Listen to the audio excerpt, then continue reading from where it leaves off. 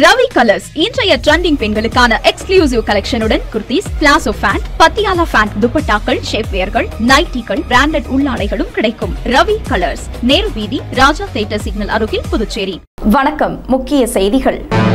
தேர்தல் நேரத்தில்தான் கூட்டணி கட்சி குறித்து முடிவெடுக்கப்படும். முதலமைச்சர் ரங்கசாமி பரபரப்பு பேட்டி. புதுச்சேரியில் காகிதங்கள் இல்லா சட்டப்பேரவையை உருவாக்க நேவா திட்டம்.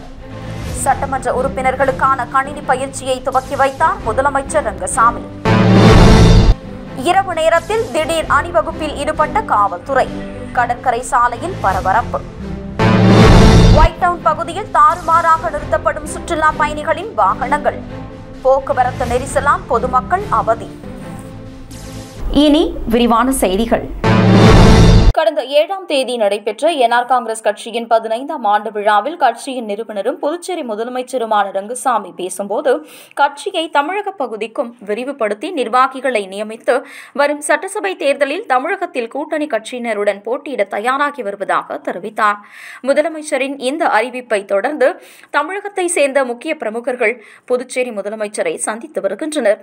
இந்நிலையில் புதுச்சேரி கோரிமேட்டில் உள்ள அப்பா பைத்திய சுவாமி கோவிலில் செய்தியாளர்களை சந்தித்த முதலமைச்சர் ரங்கசாமி, அகில இந்திய என்ஆர் காங்கிரஸ் கட்சியை தொடங்கும் போதே தமிழகத்திலும் கட்சியை வளர்த்து பணியாற்ற வேண்டும் என்ற எண்ணம் தனக்கு இருந்ததாக தெரிவித்தார்.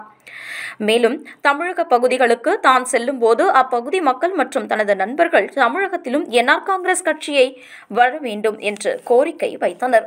அவர்களுக்கு பணியாற்ற வாய்ப்பு அளிக்கும் விதத்தில் வருகிற 2026ஆம் ஆண்டு தேர்தலில் தமிழகத்தில் கூட்டணி கட்சிகளின் செயல்பாடுகளை பொறுத்து போட்டியிடலாம் என முடிவு செய்துள்ளதாக தெரிவித்தார்.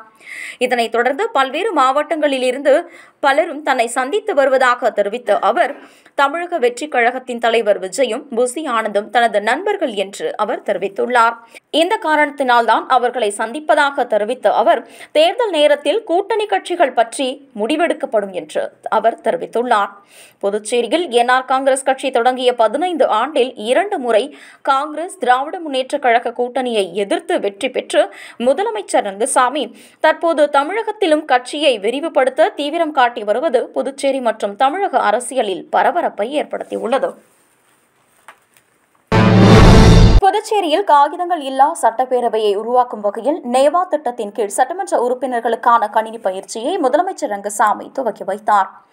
புதுச்சேரியில் காகிதங்கள் இல்லா சட்டப்பேரவையை உருவாக்கும் வகையில் புதுச்சேரி அரசு சார்பில் திட்ட அறிக்கை தயார் செய்யப்பட்டு மத்திய அரசின் ஒப்புதலுக்கு கடந்த 2022ஆம் ஆண்டு அனுப்பி வைக்கப்பட்டது.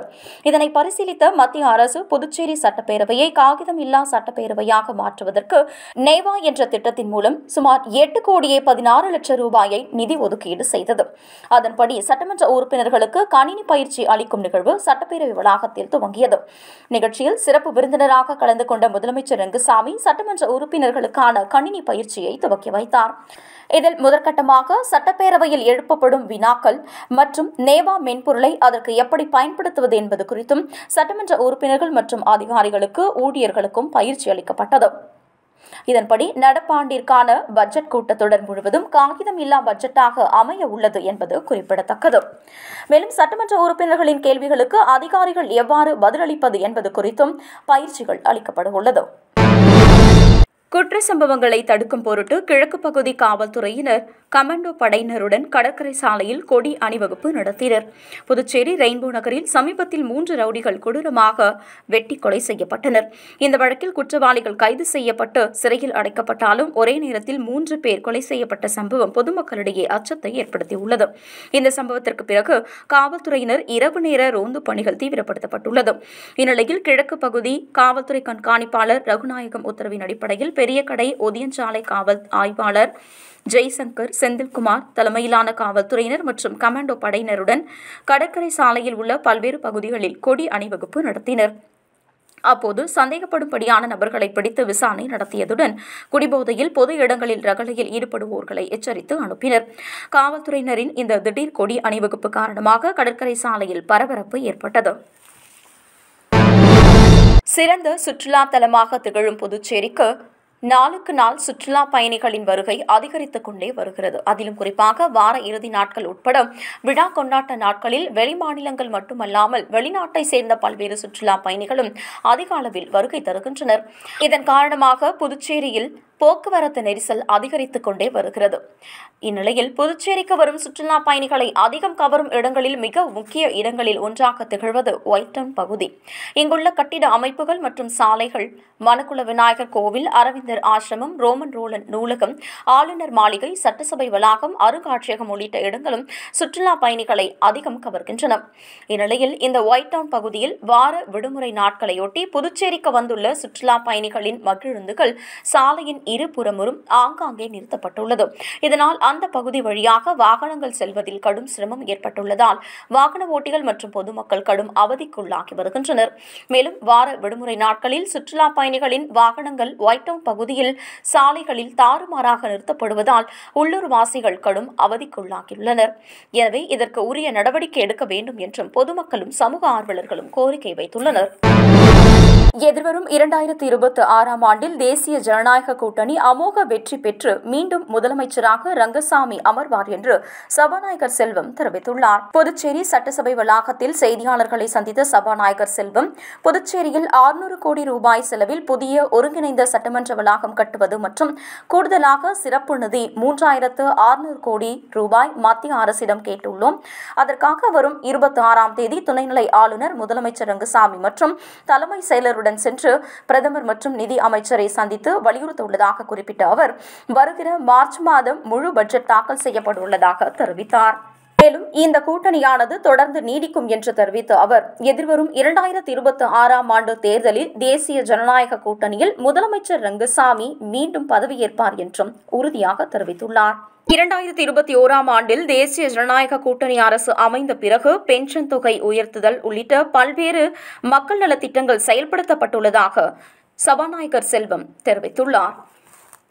2021ஆம் ஆண்டு நடைபெற்ற பொதுத் தேர்தலில் தேசிய ஜனநாயக கூட்டணி ஆட்சி அமைந்த பிறகு, என்ஆர் அவர்கள் தலைமையில் அமைந்த பிறகு முதல் கையொப்பமாக விதவை மற்றும் முதியோர்களுக்கு 500 ரூபாய் பென்ஷன் உயர்த்தி வழங்கினார். மீனவர்களுக்கு 1000 ரூபாய் பென்ஷன் உயர்த்தி வழங்கினார்.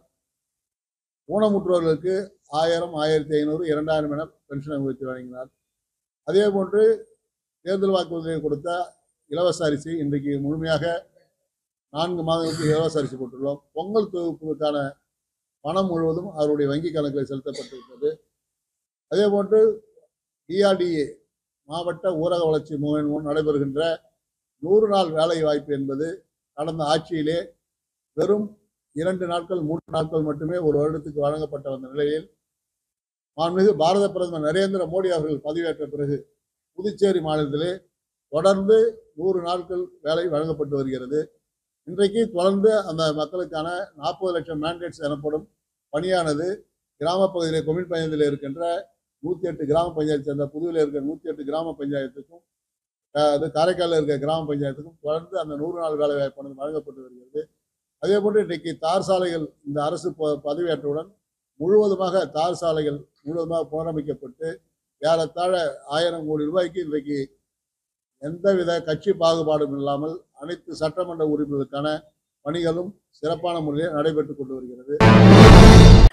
விபத்து காப்பீட்டு திட்டத்தில் இணைய சிறப்பு முகாம் பிப்ரவரி 24ஆம் தேதி தொடங்கி 28ஆம் தேதி வரை நடைபெறவுள்ளது.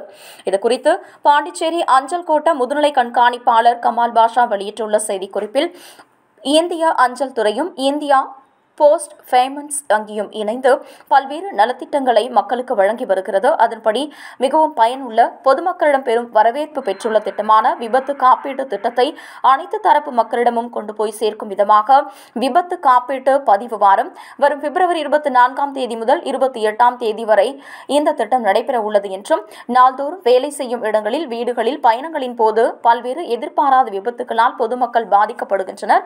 இதனால் வருவாய் இழப்பு, கடன், மருத்துவ செலவு, குழந்தைகளின் கல்வி, குடும்பத்தின் எதிர்காலம் என அனைத்துமே கேள்விக்குறியாகிவிடும்.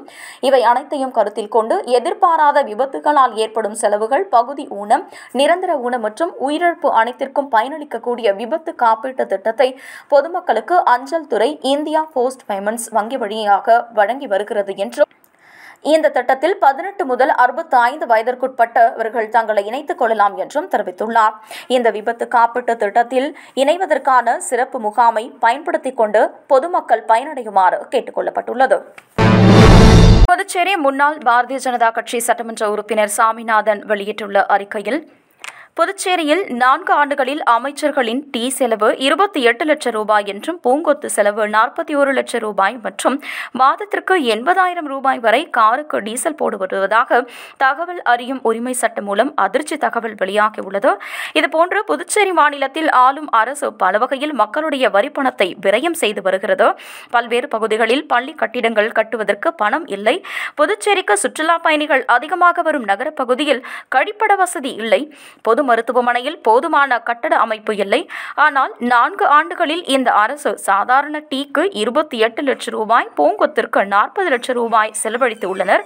சராசரியாக அமைச்சர்கள் 80,000 ரூபாய் மாதம் ஒன்றுக்கு டீசல் போட்டுள்ளனர். வெறும் 5 கிலோமீட்டர் சுற்றளவு உள்ள புதுச்சேரியில் 80,000 ரூபாய்க்கு டீசல் போட்டால் பெரிய மாநிலத்தில் இவர்கள் ஆட்சி செய்தால் மாதம் ஒன்றுக்கு 8 லட்சம் ரூபாய்க்கு டீசல் போடுவார்களா என்று கேள்வி எழுப்பியுள்ளார்.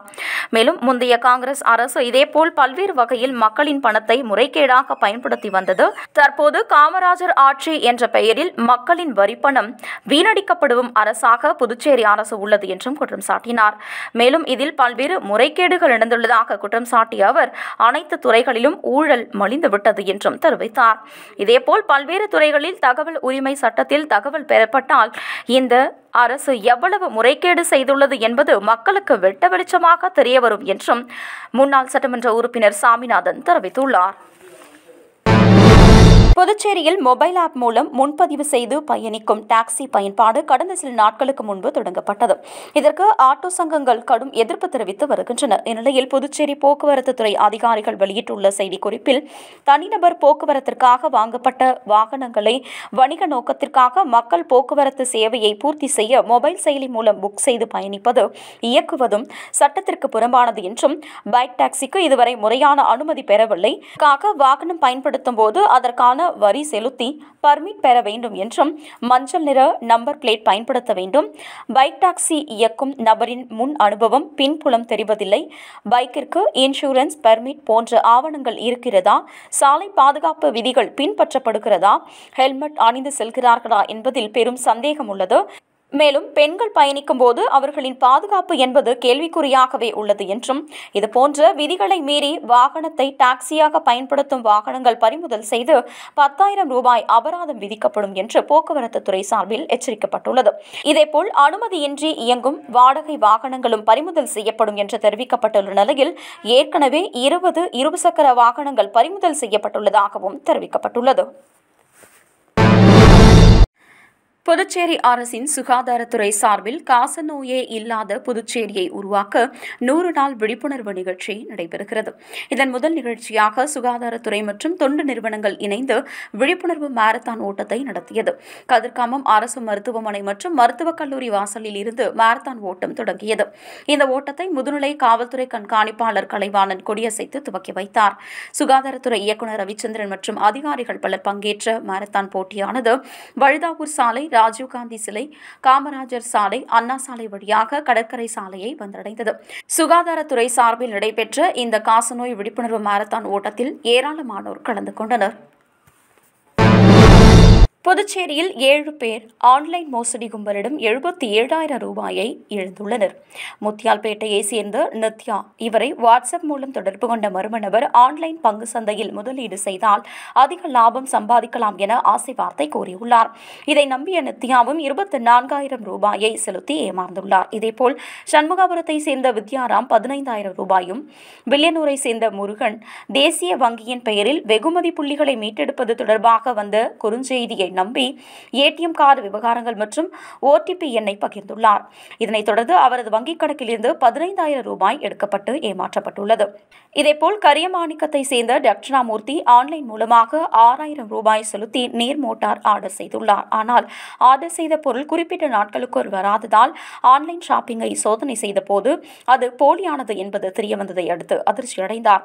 இதேபோல் வானரப்பேட்டையை சேர்ந்த புஷ்பவதி என்பவர் ஆன்லைனில் 8,200 ரூபாய் செலுத்தி செலுத்தி துணிகளை ஆர்டர் செய்துள்ளார். ஆனால் அவர் ஆர்டர் செய்த துணிக்கு பதிலாக போலியான துணி வகைகள் டெலிவரி செய்யப்பட்டதைக் கண்டு அதிர்ச்சியடைந்தார்.